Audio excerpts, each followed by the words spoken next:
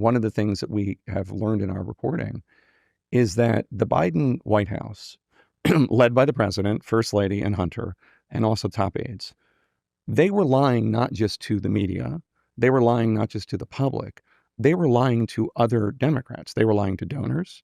They were lying to cabinet secretaries. They were lying to Democratic lawmakers. We talked to one Democrat, and this is in the book, who said he would call and he would be told, he's fine, he's fine, he's fine. And then after Biden dropped out, this Democrat sat down with the president and the first lady, it's a very high-ranking person, but didn't want to be named, and said, he's not fucking fine. Jill had to pop in and finish his sentences, as we saw in The View not long ago. He's not fucking fine. So the deceit was the main issue. But yes, journalists should have been poking and prodding, most especially, believe me, there's no one that flagellates me more than me. And yes, of course, I could have done more and I should have. When it comes to Biden, you know how I feel. You didn't see and hear his obvious diminished capacity. What we mentioned here at News Nation all the time, this is a shocker. And now the narrative gets a nudge from a book that is about deception and a cover-up. They want you to believe the media was deceived into thinking Biden had no issues. Don't count me in on that. I knew, okay? And it was no secret because you knew too. The book is titled Original Sin, claiming to detail how Biden's staffers made efforts to hide his decline from the public and the media. The cover has Biden with his hands over his eyes, and it could just as easily be a picture of the writers of this book who are pretending they didn't see and hear what everybody else did. And look, I do believe the book is a cover for something, and it's a cover for something that's much more serious to me than Biden's age and stage ever were. The reality that many in the media knew damn well that Biden was losing it, but they played it down because they wanted Trump to lose more. The original sin is not hiding Biden's age and stage, but hiding this preference. Boy, oh boy, oh boy, oh boy, oh boy. So we got to talk about some more embarrassing details that have come out as a result of Jake Tapper stabbing Joe Biden and the Democrats in the back in order for him to make money off of a cover-up that he participated in, okay, which is the cover-up of Joe Biden's mental and physical decline, okay? We have just found out that Joe Biden has cancer, okay? He's probably terminally ill at this point, okay? And this is something that people think has been covered up as well, too. The scandal, okay, continues to get worse and worse and worse. The rabbit hole keeps getting deeper and deeper and deeper. And you have some people in the media being confronted about their defense of Joe Biden, their passionate defense of Joe Biden. Like, for example, Joe Scarborough, who infamously claimed that this is the best version of Joe Biden ever. Mentally, analytically, cognitively. And if you don't believe that, if you don't believe the truth, then F you. But comparing that guy's mental state, I've said it for years now, he's cogent. But I undersold him when I said he was cogent. He's far beyond cogent. In fact, I think he's better than he's ever been. Intellectually, analytically, because he's been around for 50 years. And, you know, I don't know if people know this or not, Biden used to be a hothead. Sometimes that Irishman would get in front of the reasoning. Sometimes he would say things he didn't want to say. This is, and I don't really, you know what, I don't really care. Start your tape right now, because I'm about to tell you the truth. And F you if you can't handle the truth. This version of Biden, intellectually, analytically, is the best Biden ever. Not a close second. And I've known him for years. The Brzezinskis have known him for 50 years. If it weren't the truth, I wouldn't say it.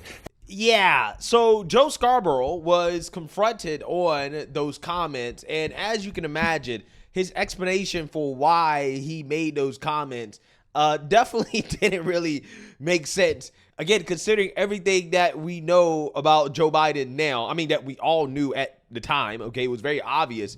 But clearly, Joe Scarborough is basically leaning into his reputation and his credibility being permanently tarnished by essentially claiming that, well, he didn't see the cognitive decline that everybody else clearly saw. Take a look. Looking back at that, do you say, well, it was misleading to say Best Biden ever without caveating it and say, except on the days when he's not the best Biden ever? Well, but I never saw those days personally. Well, you did because you saw him address a dead congresswoman, and you saw him in South Carolina. The dead congresswoman, yeah. Yeah, well, I mean, more than that. I mean, I can show you. I can show you the RNC clip reels. There were plenty of days in public when he was not the best Biden ever, and of course, shortly after, he stumbled and bumbled around. Mark, I mean, yeah, he certainly did. Donald Trump did. Other politicians did. It's actually the same case as a lot of times when I've gone in and talked to Donald Trump. We've gone to Donald Trump, and I've heard the media narrative around Donald Trump, and certainly I've been very critical of Donald Trump. And when I leave, I have a better understanding, just like Jeffrey Goldberg did a couple of weeks ago. I have a better understanding of where Donald Trump is mentally, if Donald Trump is losing it, like people have said through the years or not. And so again, am I going to look at a clip that's gone viral and pay more attention to that than 2.5, 3 hours I had with a guy one-on-one going around the world? No, I'm just not going to. Are some of the clips bad? Yeah, they certainly are bad. I can understand why people would see that without the context and say that there was a problem with that, especially because I said start rolling your tape right here. It's like but when I look at that tape, based on what I saw with Biden, based on the time that I spent with Biden, based on the hundreds of hours that I talked to people who talked to Biden and people that worked with Biden, and were with him day in and day out, good friends that I know that I trusted before Biden was president, that I trust now that Biden's not president. I mean, put in the proper context, I'm just not going to freak out and melt down on one or two clips here or there. And again, he bumbled around and he stumbled around, but he has for quite some time. That didn't seem to me to get in the way of Joe Biden being able to analyze the most important issues. And I certainly think he has a better grasp on it than probably the overwhelming majority of his critics, or certainly did when I spoke with him. But again, the question is, who is somebody else running the government for him? Is he incapable of running meetings? I've never talked to anybody that has said Joe Biden's not capable of running meetings. The complaint that I've heard, not only from, and I hope people are still listening to me because it is important. The only complaints I've heard about Biden internally was that he was angry. He would often get angry, and that it was basically his way or the highway. He would listen to other people, but the Afghanistan issue is a perfect example. He had everybody, from Mark Milley, every general, everybody saying, don't get out of Afghanistan. But it was, I think at times it would have been good for him to yield a little bit more to some of his advisors than he did. That's one thing. The second thing is, again, this is multi-layered. I talked to a good friend that I had in the French delegation when they had tough negotiations. I think it was right after the state dinner, the French state dinner, before the state dinner. And they said they were all surprised. They were up 5 or 6 points, and not only was Biden on top of his game, he was, they thought, a bit aggressive. Wow. Incredible stuff. Absolutely incredible stuff. But I'm not surprised because the folks at MSNBC, they don't care about their credibility at all. At all, okay? First and foremost, Joe Scarborough tried to say, well, but Trump, right? He tried to play the whataboutism, as if you can compare President Trump giving 2 to 3 hour speeches at a time with no teleprompter sometimes. I mean, he goes off teleprompter a lot, okay? And clearly, President Trump is coherent. He's able to form sentences, right, and to express his thoughts, something that Joe Biden was not able to do, okay? So trying to compare Biden to Trump is, again, it's silly, right? It's just a deflection. It's, again, whataboutism in order to avoid the real criticism here of Joe Scarborough, which is that he said that this version of Biden is the best ever. So if Biden was fumbling and stumbling around, then clearly that wasn't true. Clearly you were on national television lying to your audience and telling them that this is the best version of Joe Biden ever, when, again, Joe Scarborough just acknowledged that, yeah, Biden was stumbling and fumbling. But again, he tries to dismiss that by saying, well, Trump does that too, right? As if, again, there's any comparison. There's no comparison between Biden and Trump. He knows that. And ultimately, what really gets me about his answer here is the fact that he is doubling and tripling down on this idea that, well, I didn't see it, right? I didn't notice it, right? Even though, again, Joe Biden and Joe Scarborough, I believe they spoke quite a bit, right? Joe Scarborough is kind of close to Biden. So Joe Scarborough acknowledges that he had conversations with Biden, but he didn't notice it. So if you didn't notice it, that means that your judgment is bad. If your judgment is that bad, why do you have a job on MSNBC, right? Why are you a news anchor? Why are you a commentator on MSNBC if your judgment is so bad that you didn't notice that Joe Biden was cognitively declining, even though the average American knew? And these people are so stupid, right? And they lie so much that Joe Scarborough doesn't realize that that speaks very negatively about his judgment. It essentially means that the average person has better judgment when it comes to politics than Joe Scarborough, right? That's what it means. The average person on the street saw something that Joe Scarborough didn't see, and Joe Scarborough was talking to Joe Biden, right? Joe Scarborough has a personal relationship with Joe Biden. So if I was an executive at MSNBC and I heard those comments from Joe Scarborough, that explanation, that's a fireable offense, right? You got to be fired, buddy, right? Like, I don't understand how is it that the executives at that network can just allow Joe Scarborough to continue to be a leading anchor, right, for that show, for their morning show, when he basically admits that his judgment is terrible, that his judgment is worse than the average American. But who knows? Maybe Joe Scarborough was tricked by Joe Biden, because apparently, according to Jake Tapper, Joe Scarborough was targeted by Joe Biden as somebody that he wanted to convince that everything is totally fine, which again is still really bad if Joe Scarborough allowed himself to be tricked by Joe Biden. Stuff, but he really honestly doesn't know those dates. That non-functioning Biden reared his head more and more and more. Now, one thing in your specific case, Joe, our reporting indicates that Joe Biden, who, as you know, is a frequent viewer of the show, saw when David Ignatius wrote that column in, I think, August 2023, saying that Joe Biden should not run for re-election because of what he had been hearing. Right. And he came on this show, and you guys had a robust conversation about this. You largely agreed that you'd been hearing things about this, but that there was really no alternative, that Kamala Harris was not up to the job. That's what Democrats were telling you behind the scenes. Joe Biden saw that. Joe Biden said to staffers that he wanted to convince you that you were wrong. And he focused on you like you were a constituency, like you were farmers in Iowa, like you were the Kiwanis Club in New Hampshire. And he made sure that you thought differently. He made sure that you thought differently. I think he did this with a couple people. I think he did it with Meacham. He might have done it with Evan Osnos. He knew that there were people that had to be convinced that he was fine. And he tried to prove that to you. I'd also say just an aging. Yeah, so apparently Joe Biden was targeting Joe Scarborough like a predator, right? I'm going to convince this guy that I'm perfectly fine, right? I'm the best version of myself ever, okay? And Joe Scarborough believed it. He believed it. He believed every word that came out of Biden's mouth, even though it was clear that this guy is not functioning the way that he used to. Wow. Again, this should be a fireable offense. MSNBC should fire this man immediately. How do you allow yourself to be tricked by Joe Biden? But see, like I told you guys, networks like MSNBC, they don't have any credibility. They don't care about having credibility because when you appeal to far-left lunatics who are not in touch with reality, it doesn't matter. All they want to hear is F Trump. That's all they want to hear. As long as MSNBC is saying F Trump, they don't care about their commentators and their anchors being terrible at their jobs, because in the eyes of the lunatics, it is justifiable to cover up Joe Biden's cognitive decline in order to prevent Trump from winning, right? They're totally fine with that. That's what happens when you brainwash people into thinking that President Trump is Hitler, right?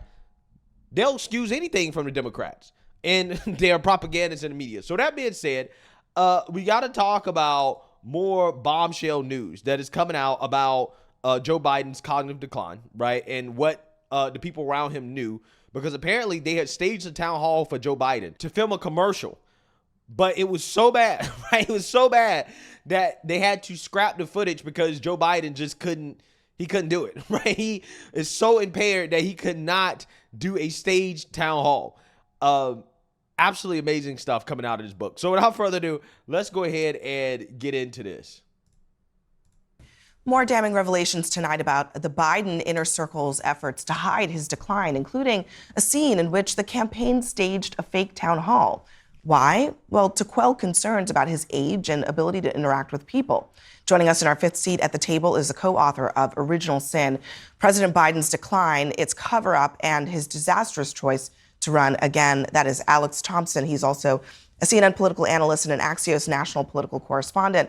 And Alex, the fact of the fake town hall is not actually the worst part of the story that you report in the book. Yes, other campaigns have used fake town halls. Now, I would say those town halls usually are in addition to real town halls. Joe Biden was doing neither. This fake town hall was in order to film it so they could make it into campaign commercials. They filmed it in Delaware with supporters. But Joe Biden, at this point, this is the spring of 2024, Joe Biden's town hall, which was closed to press, was so bad that campaign officials determined that it was not usable for a campaign commercial. So they took 90 minutes, 2 hours out of the president's day. They filmed an entire town hall, and they determined that it was not usable. Now, some people say this was because Joe Biden was incoherent. He could not really articulate his thoughts in a pithy or even semi-normal way. Some people just said, like, the lighting was bad. That was sort of the two points of view. But the point is, it shows how what the campaign status was in the spring of 2024 when they were trying to, deal with a candidate that wasn't a decline. Wait, someone told you the lighting was bad? That's one of the excuses. You're saying that they spent millions of dollars to stage a town hall? Well, we didn't get the lighting right. That was one of the excuses. I mean, unbelievable. Yeah. More gaslighting from the Democrats. More gaslighting, bro. Like, come on. The lighting was bad. That's why we didn't use the footage. They're deluding themselves, right? They're deluding themselves. This is what Trump derangement leads to, right? What you're seeing happening with the Democrat Party is something I've been talking about for months now. After months, especially leading up to the election, is that this Trump derangement just makes them act irrationally, right? They're acting irrational. They will lie about anything. They will gaslight about anything, okay, just to be against Trump. And that's why they're in this situation where you have these embarrassing stories coming out. But again, can you guys imagine how deep the cover-up had to be for them to hide this until now? Apparently, they had an audience. They got a whole audience and everything. A whole audience to stage a fake town hall for Joe Biden, and he's so bad. He's so cognitively impaired that he couldn't do a fake town hall. And for whatever reason, Democrats thought they were going to be able to roll this guy out for a debate with Trump. They thought that he was going to be able to make it through. These people are crazy, absolutely insane, absolutely insane. So, it's just hilarious, the details that come out of this book. I don't know why anybody would read the book. Again, don't buy the book, right? Let these people continue to tell the stories on national television. I'm not supporting this book, but I can't lie to you. I definitely am appreciating these juicy details because it just confirms everything we already knew, but we just get the details behind it. And this comes back to the question of how many people were aware of things like that, but said nothing. And in fact, perhaps publicly said quite the opposite, that Joe Biden was fine, that everything was great. He was perfectly capable of doing this job for another 4 years. Absolutely. I was at the Justice Department at the time when we released the Her report, and he was the entire White House infrastructure at the time was calling the report gratuitous and said that Rob Hur should have never called him a well-meaning elderly man with a poor memory. And every Democratic pundit, many reporters were out there saying that it was inappropriate for Rob Hur to say that. And the reality is the whole reason why he put that in is because it was his whole reason not to prosecute. So it's really infuriating to hear this happening in the spring of 2024 around the time that the Her report was released. And certain aspects in Alex and Jake's reporting really talk about the time frame being fall of 2023, whenever he did his interview with Rob Hur, as well as early 2024 when the release of the report. And so it's just it's really frustrating, I think, as a Democratic Party, hearing now that they were lying to everybody. And not only were they lying to everybody, but they were bashing their own cabinet when it came to the Her report. One of the top Biden aides is Tom Donilon, and I'll play a little bit from Tom in a minute. Or I'm sorry, Mike Donilon. I'll play a little bit from Mike in a little bit, what he said after the election. But the nugget that came out about him was that he was paid $4 million to be a part of Biden's campaign from basically February to November. And the Jen O'Malley Dillon was the next highest paid person at $300,000 plus a bonus. How does something like that happen? And when you told people that this is what you found out, what was the reaction in the Biden world? It happened because Biden insisted it was going to happen. When Mike Donilon went to the campaign in early 2024, there were obvious objections among Biden's inner circle and on the campaign of paying Mike Donilon $4 million. But the president was insistent, pay Mike what he wants. You have to remember, Mike Donilon's been with Joe Biden since 1981. And he insisted, and that was the way it was. And you said from February to November, Mike Donilon went back to the White House after Joe Biden It didn't even get that far. Yeah, was no longer the nominee. And there was a lot of internal anger and frustration, and there still is about this. Charles? Well, that's so many things. Number one is, I think a lot of us are kind of shocked and we're in the dark. I wrote a column about this is all kind of like made up, that they're trying to present him as a weaker candidate because of political reasons, and to find out later that was not true, that I, as a journalist, was also part of that ecosystem of people questioning the motives, is really, really hard for a lot of people who did not, believe that Joe Biden's a good guy, but also just did not want this guy, right? That anything was better than Donald Trump, because even if Joe Biden is declining, he's not trying to destroy the country. Cannot say the same for the person who is now in the White House. And so that is, for a lot of us, I think, really hard pill to swallow. But I think you have to swallow. I think that is one of the things that I think separates people of honor, is that you can understand that new information and make a change. I think that is really important for a lot of Democrats to do, at the same time as saying anything but this guy who's in the White House right now. Let me play Mike. Yeah, congratulations, you're an idiot. You're an effing idiot on top of that. This dude wrote a whole column basically talking about how Joe Biden's mental decline was fake news, right? And now he's on national television talking about how dumb he feels because he put that article out there, but he knew exactly what he was doing. Just like all these people, they all knew that Biden was declining, but they didn't want to see it. They didn't want to see it. They didn't want to believe their eyes, right? But again, is anybody surprised by this? These are the same people who told us that inflation was transitory. These are the same people that told us that the border is closed, right? The border's not wide open. There aren't millions of illegals coming to the country. What are you talking about? Illegal immigrants don't commit crimes, right? Like, Abrego Garcia is not a gang member, right? These people, they just lie, right? If their mouths are moving, they're lying, okay? And that's just been true for the last, let's be honest, 8 years straight. Not just the last 4 years. I mean, the last 4 years, the lies have just gotten like really out of control. But I mean, they've been doing this for almost a decade now straight. Almost a decade. Donilon, he was asked at Harvard University about whether Joe Biden was cognitively impaired, and here was his response. I watched him every day.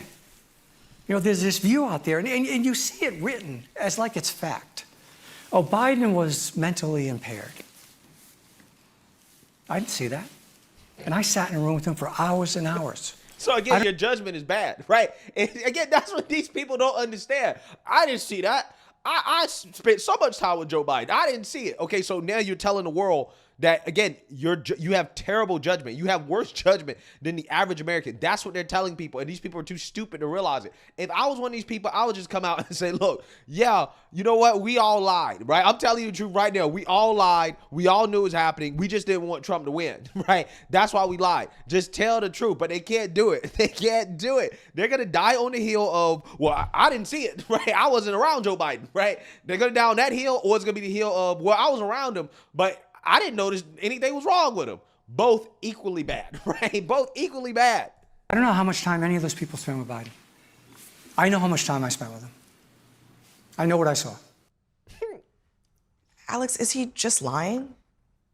Because you've detailed a lot of examples in this book where people around him saw him unable to carry out parts of the job in terms of understanding information, sitting in meetings, things like that.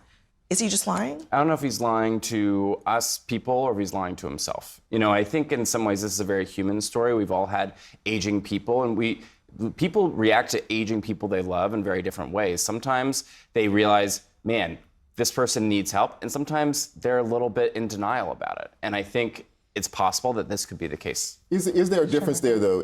He specifically says the words mentally impaired.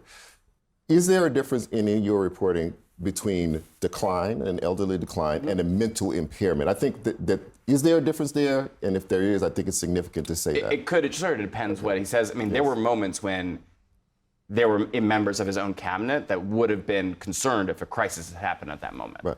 You know, is that impaired, or is that just him being a little out of it? Yes. I don't know. Yes. Sure, Michael. Alex, let me ask you this question. I haven't read the book, but I've seen the reporting. You guys talked to 200 plus people on the record. They were saying some staff members didn't have access to the president. Cabinet members for months didn't have access to the president. There was concern. You just stated if there was a national emergency, the president wasn't in the mental state to be able to potentially handle it, make tough decisions. If all of that is true, then who was making decisions for the country? Well, I'd say, you know, the president, there's also the president and there's the presidency, right? And there is an infrastructure around the president that is making decisions at all times. Oh, now, there are some decisions that always have to go up to the president. But I'm saying that in the immediate circle around that, on the national security side, you're talking Jake Sullivan, Anthony Blinken. On the political side, Mike Donilon and Steve Ricchetti. On the policy side, Bruce Reed. And then also just sort of on the schedule, like personnel side. Here's the conundrum for Democrats here. I get everything you're saying, Alex. I'm aware of that. When people vote for a president, yeah, they get their staffers, advisors are going to help do the job. They get that. But they also want to fundamentally know that the person that they voted for, no matter what happens at 2 a.m. call we always used to hear about, that this guy can take the call. And it's very clear from this book that Joe Biden couldn't take the call for an additional 4 years, and he probably should not have continued the remainder of his presidency. Yeah. Hey, you know, this is what Democrats are dealing with. It's just hilarious to see all this come out, right? The right-wing conspiracy theorists were correct once again, right? We're always right. But, you know, it's just interesting to see which Democrats, which propagandists in the media are doubling down on delusions, right? Basically, well, I didn't see it. I didn't see it, which, again, speaks to their judgment. And then which ones, you know, are, you know, basically trying to, you know, save their credibility, right? You have people like Jake Tapper. He's decided that, you know what, I'm going to try to save my credibility and make some money off of it, again, which, again, is like the ultimate snake move. And then you got people like Joe Scarborough, who just is doubling down on this idea that, I didn't know. I didn't see anything wrong with Joe Biden, even though he talked to him. And if you talk to him and you didn't see anything wrong with him, then, again, why are you an anchor on MSNBC? You should be fired. In fact, all these people should be fired. Like, everybody in the media should be fired. If we had an actual, like, fair and balanced media, every single last one of these people would be fired. Okay, you'd be seeing mass firings right now at all of these networks because all of these people fail. All of these people fail the American people. And unfortunately, we don't have any accountability for it. Okay, and this is why they continue to gaslight, they continue to lie, they double and triple down on the same tactics that have led to this moment. And you're going to keep having stuff like this. As long as the media decides that they hate Trump more than they like the truth, right? Then, yeah, you're going to have this stuff. So let me know what you guys think. Make sure you like, comment, and subscribe. Most importantly, share a Black conservative perspective. Peace.